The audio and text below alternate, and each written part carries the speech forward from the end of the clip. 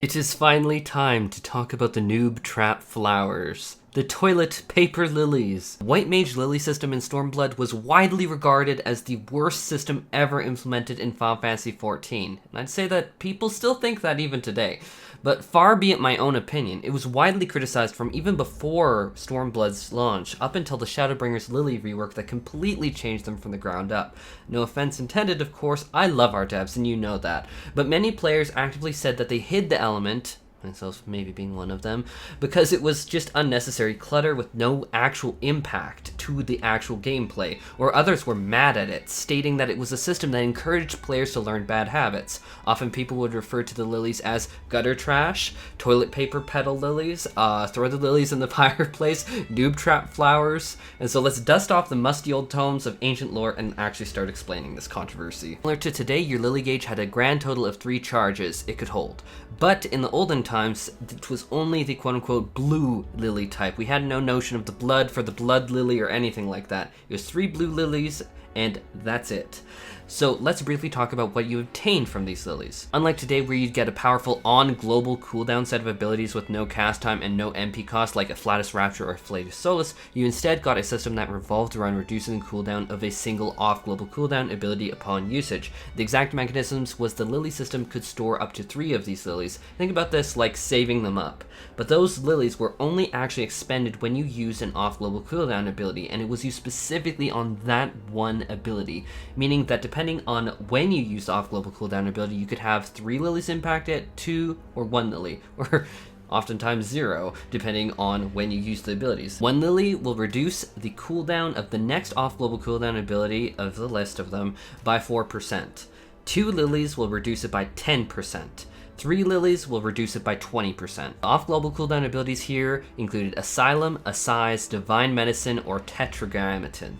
Yeah, not you, Benediction. If it was Benediction, I might seriously need to think twice about what I'm saying here, but no, Benediction is not on this list. Heck, if I'm being honest, I'd even take Presence of Mind, the White Mage's DPS cooldown, healing cooldown, DPS cooldown. Let's go down that rabbit hole. At least in theory, if we could use Benediction as well as Presence of Mind in the Lily system, that could shave off a whopping 30 seconds for Presence of Mind and 36 seconds from Benediction. But again, that is not the world that we were living in 4 years ago in Stormblood. Now we're getting ahead of ourselves. Let's talk about how to even get a Lily. So Lilies could be attained through using 2 spells, specifically on global cooldown cast time spells. Cure 1 had a 50% chance of giving you 1 lily, and yes, I know for anyone who plays healer that the alarm bells are ringing, the sirens are blaring, going, oh my god, wait, what? Firstly, why would I ever want to cast Cure 1 on White Mage? And secondly, wait, only 50% chance?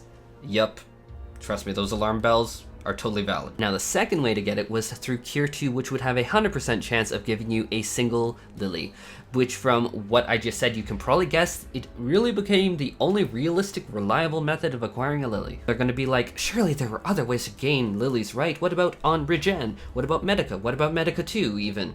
No, Cure 1, Cure 2. And let's see. Which as discussed before, Cure 1 isn't even really a valid option, but for the sake of argument, let's say Cure 1 really was giving a lily 100% of the time. Even then, Cure 2 outdoes it in every single meaningful way. MP cost reduction, because yeah, Cure 1's cheaper than Cure 2, sure, but MP cost reduction has never been as highly valued as the prized on global cooldown cast. Any cast on the global cooldown that is not related to pumping damage is considered a loss. You want to get the biggest bang for your buck on the GCD, meaning Cure 1 wasn't even viable, even if it was 100%. And it still isn't today, don't cast Cure 1, but we really just have a better in all ways alternative Cure 2. Now I want to say, this is something that many healing guides completely skip, and I'm like, oh my god, you obviously don't heal. But we need to talk about how Cure 2 is pretty controversial in and of itself. Let's take Regen, which I do not see or hear people talking enough about this ability. Use your bloody hots, please. Though, like, Regen is the #1 most efficient on global cooldown heal, period.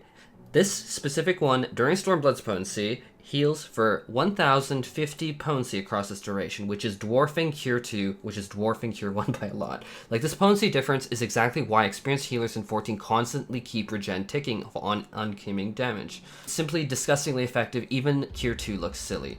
But let's get into the fact that this really gets further into healer approaches. If at all possible in general, you want to expend your off global cooldown abilities to provide healing. This means in gameplay you'd prefer to use something like Tetragrammaton Weave with something like reapplying Regen and over spamming like Cure 2. That'll be a lot of healing.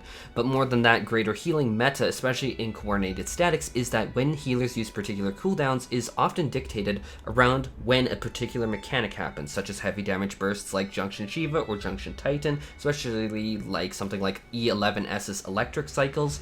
While yes, you could plan, quote unquote, let the white mage spam Cure 2 on the tank during the tank buster, then you get a Lily, but largely that would be a situation where you would kind of get it anyhow. You're not really playing into the mechanics of the system, and during situations that warrant it, okay, you're using that anyhow. Outside of that, you want to largely, for incoming AoE damage, let your AoE heals do the work, especially Medica 2, and you don't really want to spam Medica over and over again. Let Medica 2's hot work. That's one thing that I see like inexperienced healers really do a lot, like let that hot do its work. Don't let it live rent free. It's just really weird to think about wasting 8 on global cooldown casts, spamming Cure 2 on the party after AoE damage rather than just using Medica 2 or Asylum. But before I kind of close out this video, I want to talk about the actual benefits of the Lily system with an open mind.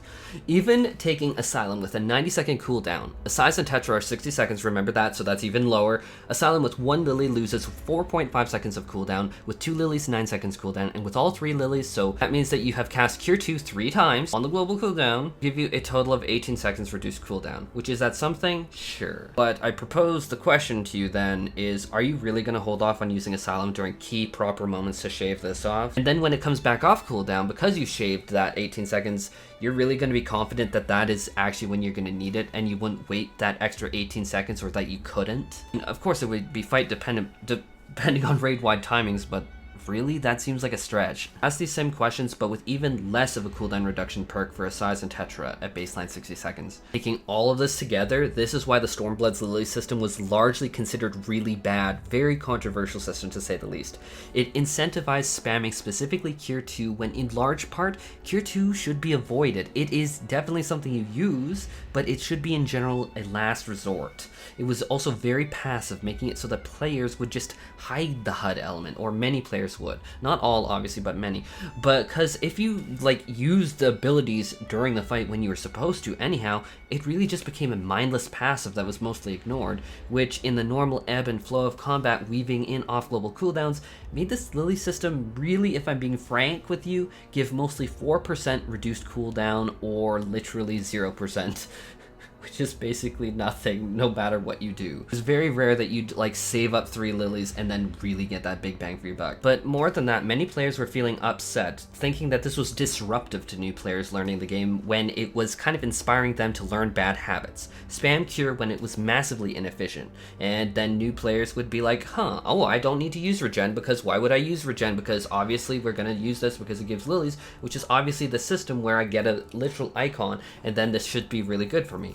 And it really didn't really do much good for people. We were teaching bad habits, which ultimately led to players flat out hiding the Lily gauge and hucking the Lilies system into the fireplace, leaving Stormblood's original Lily system as, in my and many others players' opinion, as the worst system ever implemented in 14. Probably why the Lily system now came back with blood for the Blood Lily, because holy shit, they were pissed.